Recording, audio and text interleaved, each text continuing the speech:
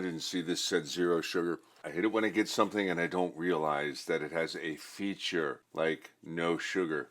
However, I do really enjoy it when I get something and realize there's a built-in bonus feature. The IR-2 from Boss, everybody's talking about it, obviously. The video I just did got more views than any video I've ever put out in that short of amount of time. So thank you all very much. Welcome back to the channel. My name's Double. I appreciate you being here. The Boss IR-2 has a lot to be talked about. So I'm talking about it in increments. And something I just figured out, which I really love recording in this manner, is that it's very easy to do a wet, dry, wet setup with this. How do I have this set up right now? Very, very simple. I'm even using my own pedal board that I featured in the last video. It's my ES8 rig and has a little pass-through in the back. So my wireless is hitting the front end stuff, like a couple of drives, a compressor, and the wah. And then it comes out to the input of my IR-2, which is over on this side right here. It's coming in on the right side, right? So that's our input side. Over here on my output side, I'm only going output back into the return of my pedal board, basically, just like I did in the last video. However, I have a second cable in the send, and that is currently going to this individual DI. And below it, I have a stereo DI. These are both radial. So they're going into XLR inputs 1 and 2, and the individual DI is going into 16, so it's very simple. Like literally, I'm adding one cable to my setup. What do you need to get this going? You're going to need, if you're recording, you're going to need at least an interface with 3 inputs. You'll probably find one with 4. Or if you are limited to having just a stereo left and right input, but you have access to a mixer that maybe is like 4 channels, you can put the returns on left and right and then have the main one, the send, on a center channel, and then send that output of a mixer into your stereo DAW. I'm taking advantage of the fact that I have a multitude of inputs. So I have one individual input and then 2 stereo inputs. The individual input is pan center, stereo inputs left and right. Why do I like using the DIs? Because then I can also send any of these signals at any part of the chain to my amps behind me, going to the returns here. They're all going to returns at that point, and just use this as the main preamp. Okay, so mind blown with the amount of options with this. The amount of things that you can do with this, just unbelievable. What am I doing? I'm sending the send signal, which is this very top left output over here, back into my interface, and then the pedal is feeding my stereo pedals and coming back into my computer. So I'll show you how I'll set that up. So as you can see, as I play, you can see the stereo returns, and then over here, the individual, this one right here is mono, that's going to be my dry, and then my inputs 1 and 2 are going to be my main stereo DI going in, and that's going to have all of my effect sound. Now, how am I going to record this? Pull up your DAW, whatever DAW you're using, and we're going to go ahead and, in this particular case, make it nice and easy. GarageBand, whatever DAW you're going to use. You can go ahead and start with whatever your default is. For me, it brings up the option to bring up stereo input 1 and 2, which is fine for me. That's what my DI is plugged into to grab my stereo stuff. So we're going to create that. And now what I have is this, and you can check down here at the bottom right here, I have paired inputs 1 and 2 here. Okay, so you're going to want that for your stereo pair. So we'll call this, we'll rename it stereo, and then we're going to add another track, new audio track, and we're going to just go ahead and call it dry. And then you're going to make sure that you come down here to this track and select which input you want it to be.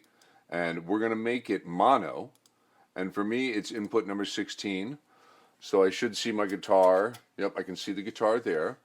And then if you go up here, I can see that my effects are coming in there. What you'll want to do, if you don't see this little red record option right there, you're going to want to right click it and hit configure track header and select record enable. That way you can bounce between these tracks and monitor them And then you're also going to want to turn them on so that you can hear them, however you're going to do it. That's how I do it in GarageBand. So now I can hear my dry track here, and then my wet track is over here. And then if I want to hear both of them while I'm clicking through, I just have to make sure I have each one of them in the record enable mode. And that's how I record and monitor this thing with wet, dry, wet. That's mind-blowing. And I can change between the channels.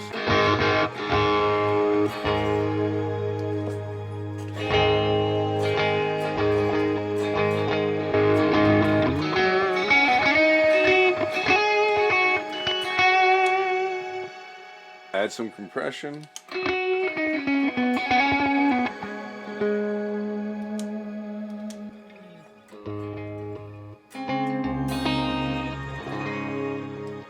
Tune, do all that kind of stuff that I need to do. Obviously, something that's going to give me control in my mix later on. I can blend my dry signal where I want, and I can fade in my wet, or just find a nice balance that maybe was different than what I was wanting to play to while I was recording. Anyway, that's just a really quick look at how really impressive the Boss IR-2 is. You can use it to make a really nice, easy, wet-dry rig. Literally 3 button presses, right, and selecting the proper inputs. That's all I had to do. And using the DIs, now I have my amps mic'd up too. I can send all of those DIs to the returns of all of my amps and place them within my stereo field the way I want, wet, dry, wet, and pop them in whichever order I want, and arrange them in the recording as well. If you like recording with microphones, that's an option as well. Using this as the preamp and hitting the return only. Don't hit the inputs of your amps. Hit the returns of all 3 of your amps, or like my Rocker 32 I have back over there. It has a stereo return, so I could hit the return of the Marshall, and then I could hit the return of the Rocker 32, and just have one preamp that I'm able to switch between the 2 amp tones. So literally a master preamp that has however many options you use out of it, that then is wet dry. And going into amps or going into your DAW that way, channel selectable.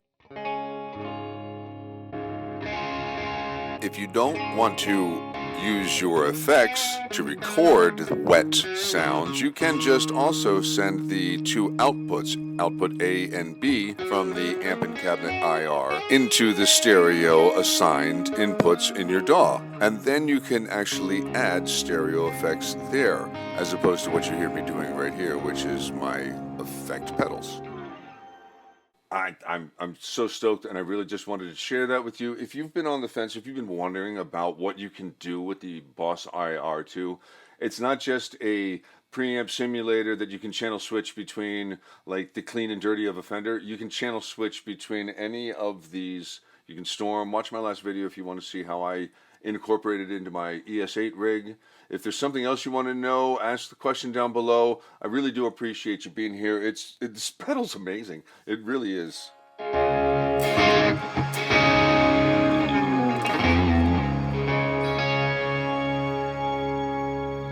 Anyway, thank you for being here. Please like the video if you like it. Share it if you think it's going to help somebody out. And if you keep seeing my face and different things and you're like, man, I got to just go ahead and follow this guy, please consider hitting subscribe. It turns out like 98% of you that watch my stuff aren't subscribed. Really? You going to do me like that? Come on now. I appreciate you being here, all right? I'll see you. Have a good holiday.